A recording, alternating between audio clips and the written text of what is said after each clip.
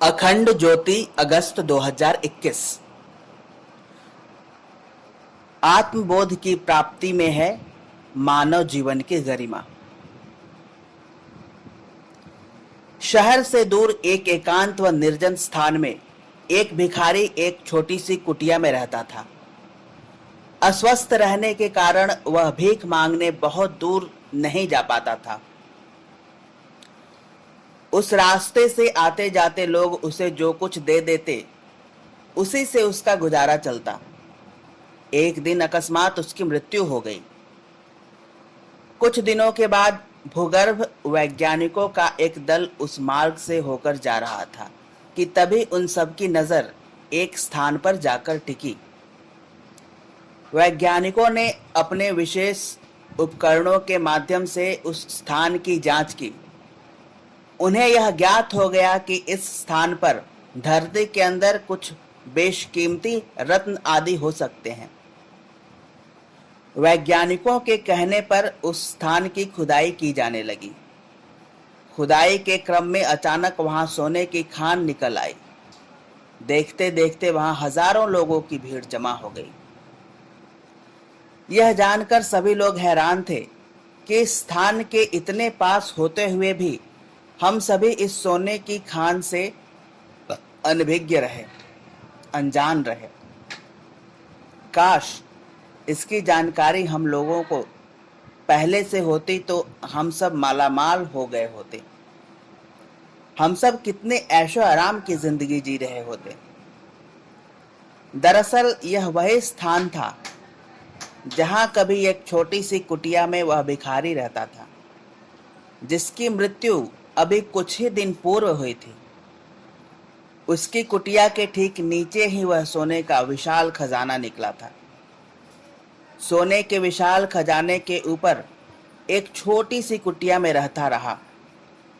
वह जीवन भर भीख मांगता रहा, गई गुजरी जिंदगी जीता रहा और कष्ट, क्लेश एवं कठिनाइयों में रहा।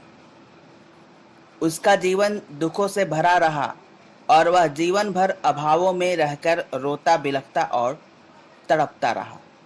काश यदि उसे उस खजाने के बारे में पता चल गया होता तो उसका जीवन अभावों में नहीं, आनंद में बीता होता। उसका जीवन दुख से नहीं, सुख से भरा होता।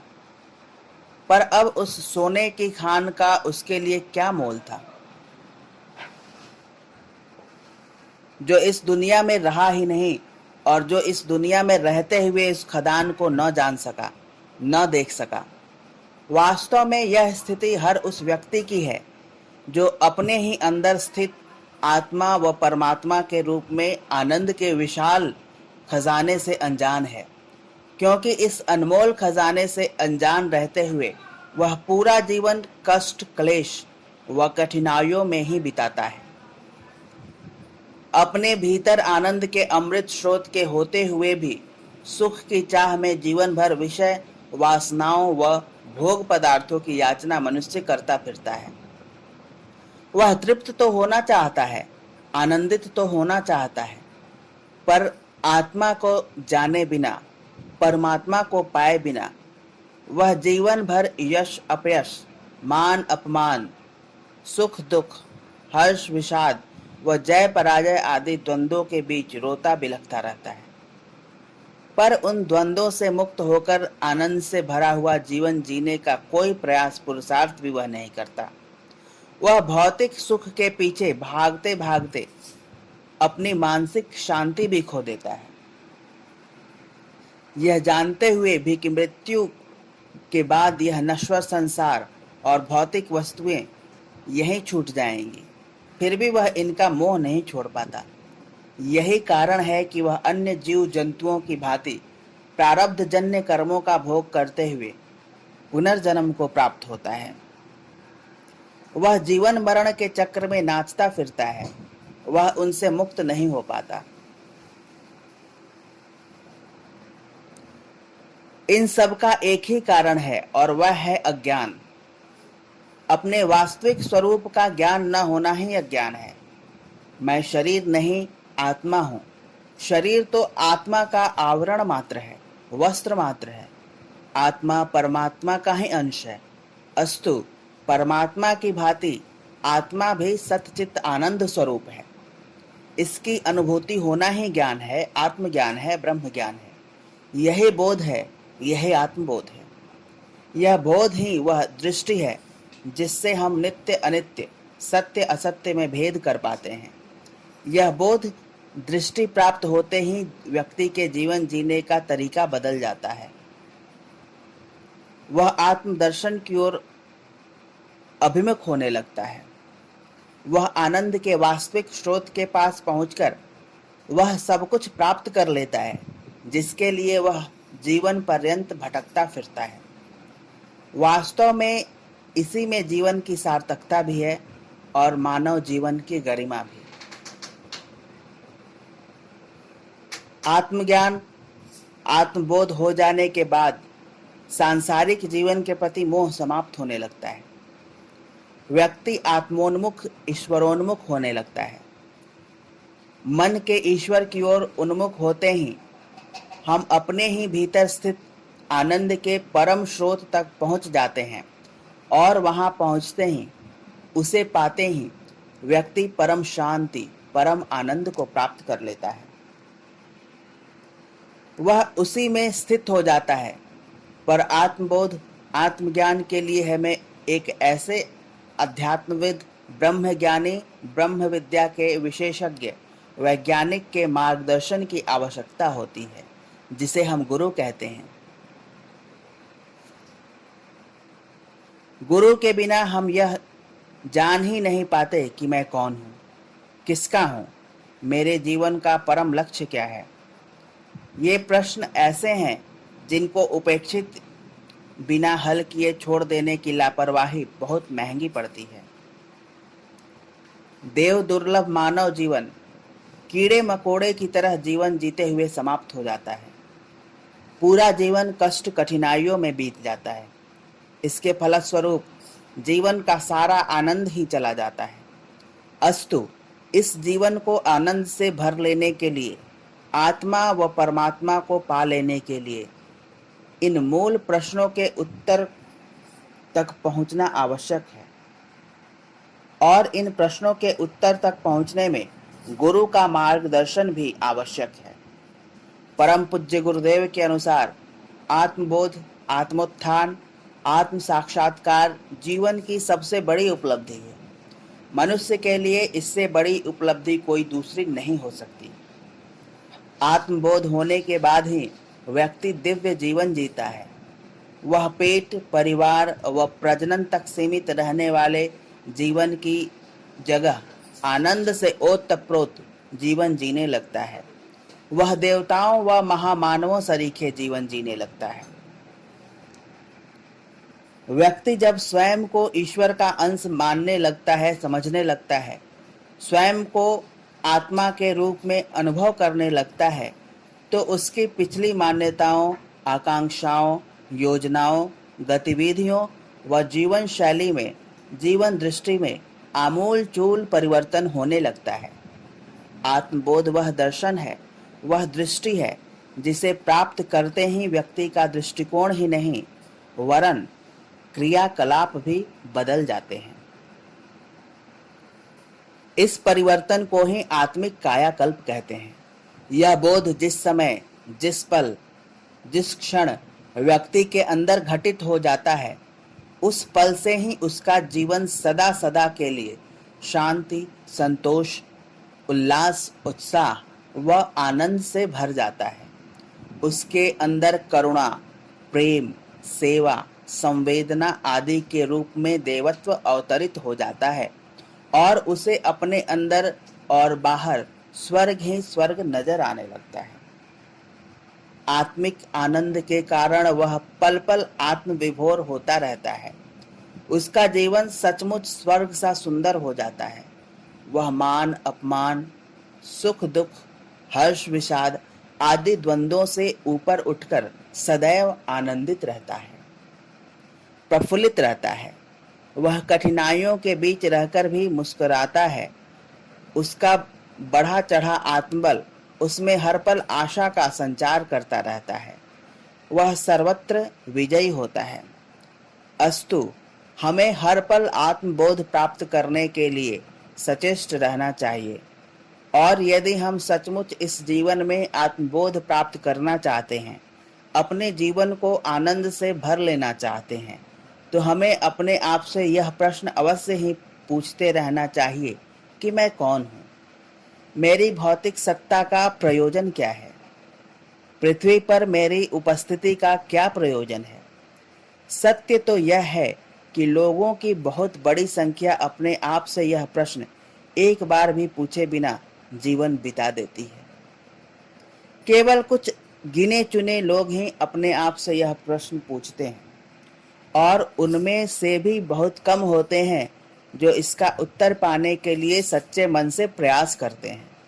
इस संबंध में श्री मां ने कितना सुंदर कहा है, अपने आप से यह पूछना कि आखिर मैं यहाँ क्यों हूँ, मेरे जीवन का प्रयोजन क्या है, यह कितने लोग कर पाते हैं? वास्तव में ऐसे प्रश्न कुछ लोगों के मन में तभी आते हैं जब वे किसी मुसीबत का सामना करते हैं, जब वे अपने किसी प्रिय को मरते देखते हैं, जब वे किसी विशेष दुखद या कठिन परिस्थिति में होते हैं।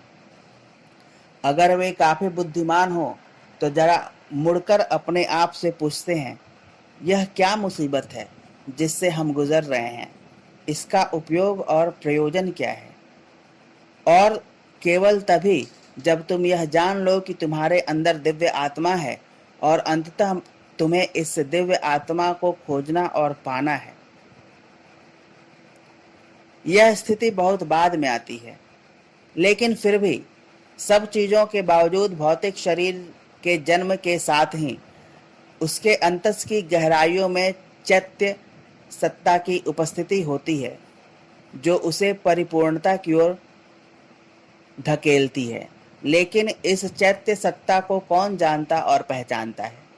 यह चीज भी विशेष परिस्थितियों में आती है, और दुर्भाग्यवश अधिकतर कष्टदायक परिस्थितियों में। अन्यथा आदमी बिना सोचे समझे जीवन जीता चला जाता है।